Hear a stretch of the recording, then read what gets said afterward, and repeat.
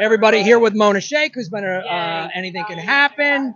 Tell us how it's going here at the strike. You did a comedy show Monday in front of the same location or different location? No, we did Fox Studios on Monday. Okay. Yeah, which was much hotter and it almost made me quit comedy. It was that hot. That's their goal. That's the goal. I thought I was back in the Middle East, and I was like, wow, am I in Pakistan again? And I was like, oh no, this is just Fox Studios. It just feels like hell. That's all. Fox Studios. Well, the studios, I think they want to create a third world environment for us. So I mean, look, that's where we're headed. Yeah. I mean, they want the middle class is gone almost, right? It's people are either super wealthy or super poor. Right. I put myself in the poor category. Yeah. Don't let the looks deceive you there. Yeah, that's right. The shine, it's leaving in my hair. It's going. But yeah, I mean, look, it's, I'm glad people got a chance to come and watch us here. It's difficult. Like, look, comedy is so hard. And that's what I was saying before. Comedy's so tough. It has to be kind of like the right environment. Yeah. But this was more of like, look, SAG union is great, but comedians also need a union. We have, this. Yeah. We have absolutely no protections. None. We have no...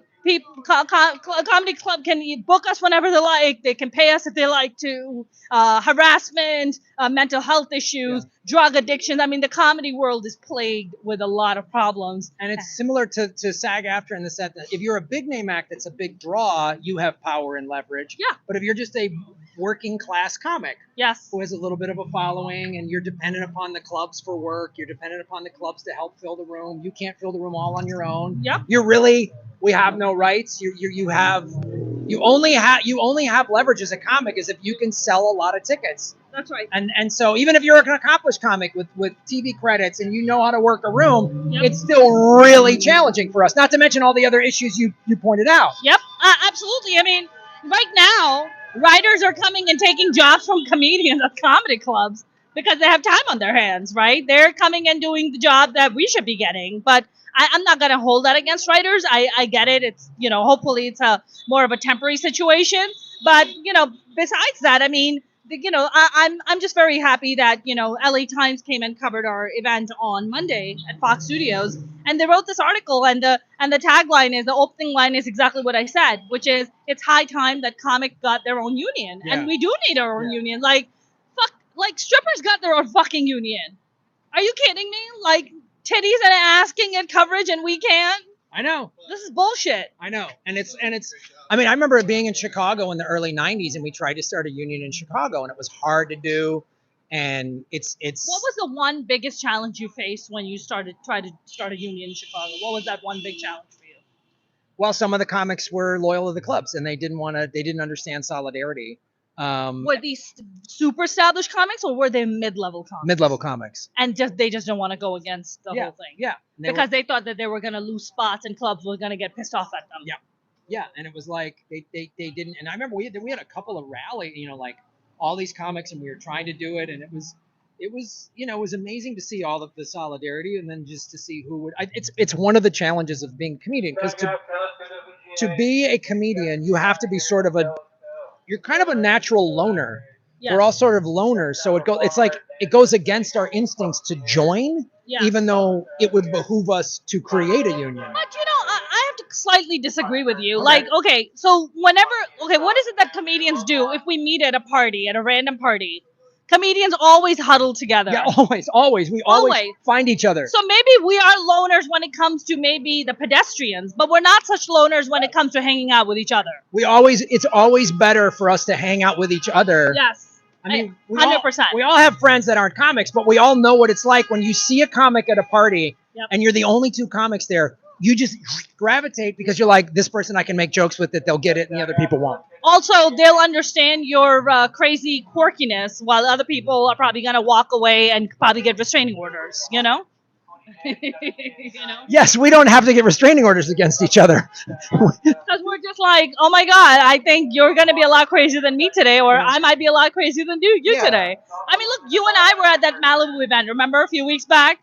And I swear to God, it was like this spiritual talk, and there was this girl with fucking raging camel toe and like a crop top And she was like, "Oh my god, you guys! Like, did you know? Like, if you don't touch a baby, it will like literally die."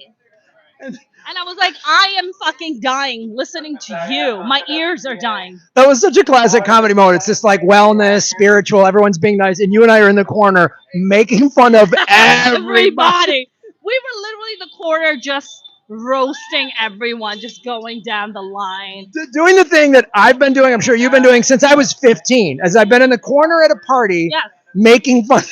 I've been putting myself in the corner for a very long time, just to talk shit about people. It's my favorite. We prefer the corner, either the stage or the corner. Listen, you remember like what is Dirty Dancing is like? Don't nobody puts baby in the corner. No, we love getting put in the corner. That's our jam. That's what we do, baby. Let's go. Well, Mona, I love what you're doing. I'm sorry for my schedule problem today, Right, and we're gonna have more of I've been out of it. We're gonna do more of these to lower our self-esteem further. Don't worry. Don't worry. We can't get enough of it. Yeah. But we are SAG-AFTRA strong. We are WGA strong, and ultimately, at the end of the day, what I'm getting out of all these labor strikes is that hopefully Americans are realizing that we're actually in class warfare, and this is this is what this is about. When you get a 12-cent residual check, then I mean, look, this is this whole thing that they I was watching The Big Short again, and every time I watch that movie, it boils my blood even further. And a lot of people, a lot of Americans are not financially educated, and I don't mean that in a demeaning way. I'm just saying that's what banks and executives at SAG-AFTRA and WGA, that's what they take advantage of. That lack of financial education. it's by design, I would say. Like, we're deliberately not taught it in schools and all that stuff. Of course, absolutely not. They'll rather teach you algebra that is of no fucking use rather than teach you how to balance your checkbook. Right. Which bullshit. Like, that should be basic education that you should be given starting in like almost kindergarten even. Just to teach you basics about money. Like, what is money? How do you handle it? What do you do with it? Investing it, how to just savings, all that. We're not taught any of that. We're taught to be consumers and workers. Precisely. I feel like like when I watched The Big Short, they were talking about $15 trillion were siphoned out of the system. Yes. That you and I paid for. Yeah. $15 trillion, okay? And you know what happened to those people? Nothing. And you know what? They're doing it right now as you and I speak. And they're going to cause another bankruptcy that you and I would have to bail out until they siphon enough money, make friends with their fucking billionaire friends, and then fuck off to another fucking planet. That's what they're going to do to us. Mona Shake, ladies and gentlemen. On that positive note. Well, thanks, Mona. Where can people follow you online? You can follow me at Mona's Comedy and my show Minority Reports with a Z. And of course, Web3 is a joke that you're also going to be a part of. Yes. Yeah. Yes. So we'll see you soon. Thanks, Mona.